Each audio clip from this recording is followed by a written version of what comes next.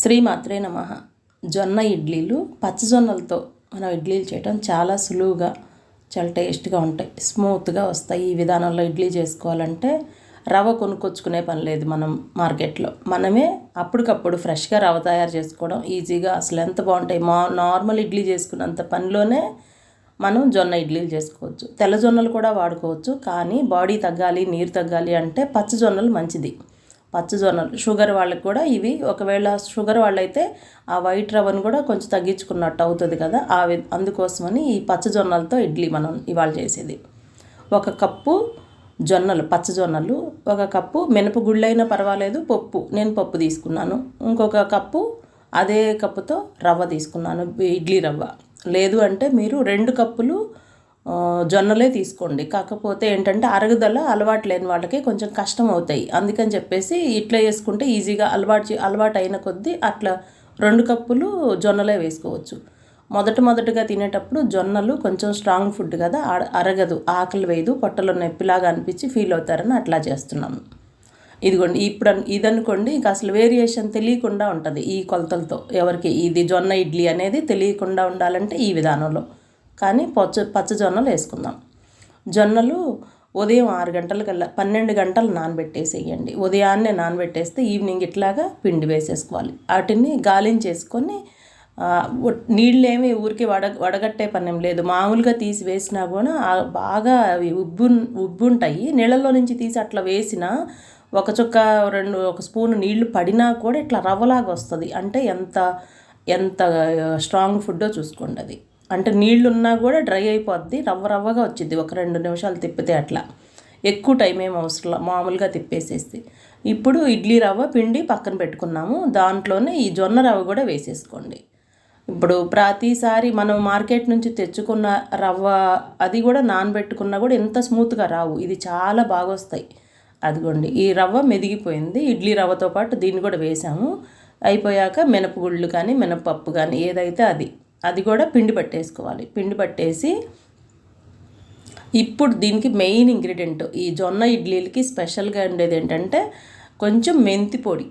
నేను సోడా ఉప్పు లాంటివి ఎప్పుడు మన వంటల్లో వాడను, చాలా తక్కువ వాడతాను. ఇప్పుడు మెంతి పొడి, ఇది అరగడానికి బాగా పనికొస్తుంది. కొంచెం పొంగుతాయి కూడా ఇది వేయడం వల్ల.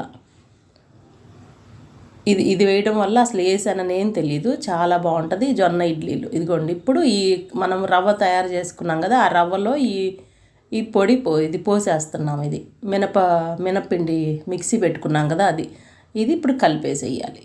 ఉప్పు ఏమి మొత్తంలో కలపాల్సిన పని లేదు, ఎంతవరకు కావాలో మీకు మర్నాటికి అంతే. ఇది 2 days ఉన్నా కూడా ప్రాబ్లం ఏం లేదు మనకి. ఇలాంటి రవ్వ చేసుకున్నాం కదా, ప్రాబ్లం ఏం లేదు. ఇది బాగా అయితే పొంగదు, అది పొంగినంత 1కి 2 అంతలు పొంగదు. ఇది ఎంత ఒక 20% మాత్రమే పొంగుతుంది, ఎక్కువ అయితే పొంగదు. ఇదిగోండి, మర్నాటి ఉదయానికి నిన్న హాఫ్ పెట్టాము, ఇది ఇప్పుడు 30కి వచ్చింది. ఇది టప్పర్వేర్ కదా, కొంచెం తక్కువ పొంగింది. అదే స్టీల్ అయితే ఇంకొంచెం పొంగేది అనిపించింది. అందులో వాతావరణం చల్లగా ఉంది, అందుకని కూడా ఇంకా తక్కువే పొంగింది. 1 ప్లేట్ ఇడ్లీ కోసం నేను ఇప్పుడు తీసుకొని వేస్తున్నాను. 1 ప్లేట్ వేస్తాను ఈరోజు.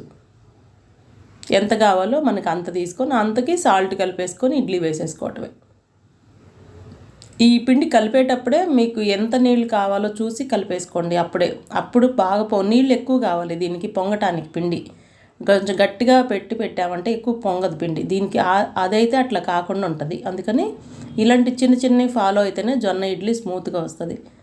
ఇప్పుడు నేను ఇడ్లీ ప్లేట్ తడిపేసేసి ఒకటి డైరెక్ట్గా వేసా ఇడ్లీ, అసలు తేడా చూపించడానికి మీకు. రెండో దాంట్లో మిగతా 3 వాటికి ఏం చేశానంటే ఒక చిన్న డ్రాప్ ఆయిల్ వేసాను, నెయ్యి వేసాను. చేయితోటి ఏమీ రుద్దాల్సిన పని ఏం లేదు, జస్ట్ అట్లా వేసేసాను అంతే. ఆయిల్ వేసాను, తడి ప్లేట్ మీద ఒక డ్రాప్ ఆయిల్ వేసి ఇడ్లీ వేసేసాను. నార్మల్గానే మనం ఇడ్లీ వేసుకున్నట్టు వేసేసుకొని ఉడికించేసుకోవటమే. ఎక్కువ టైం కూడా ఏమి ఉడకదు. ఆ ఇడ్లీ ఎంత టైం ఉడికిందో ఇది కూడా అంతే టైం ఉడుకుతుంది. ఇంకా మీకు మినపగుళ్ళు అయితే ఇంకా వైట్గా వస్తాయి ఇడ్లీ. మేము మినపప్పు కదా వేసాము, కొంచెం కలర్ డల్గా ఉంటుంది, లైట్గా ఎల్లోయిష్ వస్తాయి, ఎక్కువ కాదు, మైల్డ్గా ఉంటుంది అది. ఇదిగోండి, ఇట్లా చూసాము నార్మల్గానే మన ఇడ్లీ ఉడికిందా లేదా మనకు తెలుస్తుంది. ఆపేసాము, స్టవ్ ఆపేసాక జస్ట్ స్పూన్తో తీసేసుకోవడం, ఈజీగా వచ్చేస్తుంది, అసలు అంటుకొని కూడా అంటుకోదు. ఇప్పుడు 4 ఒకేలాగా వచ్చినాయి. తడిపి వేసేసినా కూడా ప్లేట్కి వచ్చింది, ఒక డ్రాప్ ఆయిల్ వేసుకున్నా కూడా సేమ్ వచ్చేసింది. చక్కగా వస్తాయి, అంటుకోకుండా వస్తాయి. ఎంత స్మూత్గా అంటే తింటుంటే కూడా చాలా స్మూత్గా హాయిగా అనిపించింది.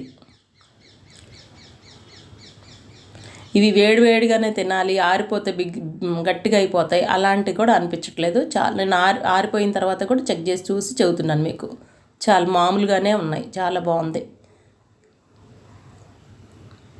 ఇంక చట్నీ అది మీ ఇష్టం. Thank you all. చాలా టేస్ట్ అండ్ సూపర్గా వచ్చిన ఇడ్లీలు.